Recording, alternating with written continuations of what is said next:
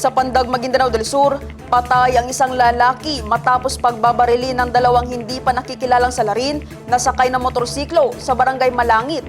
Ang blotter sa report. Naganap ang pamamaril bandang alas 9 ng umaga, January 15, 2026. Ayon sa ulat ng Pandag Municipal Police Station, ang biktima na kinilalang si alias Raymart, nasa hustong gulang, may asawa, walang trabaho at residente ng barangay Lipaw, Dato Paglas, Maguindanao del Sur, ay sakay ng isang Badja Kawasaki nang mangyari ang insidente. Ayon sa pulisya, binabaybay ng biktima ang barangay road ng barangay Malangit nang bigla na lamang itong tinutukan at pinaputukan ng dalawang hindi pa kilalang sospek na sakay ng motorsiklo at walang plaka. Tumakas sa mga sospek patungo sa hindi pa matukoy na direksyon matapos ang krimen. Nagtamo ng maraming tama ng bala sa iba't ibang bahagi ng katawan ng biktima na naging sanhi ng kanyang agarang pagkamatay.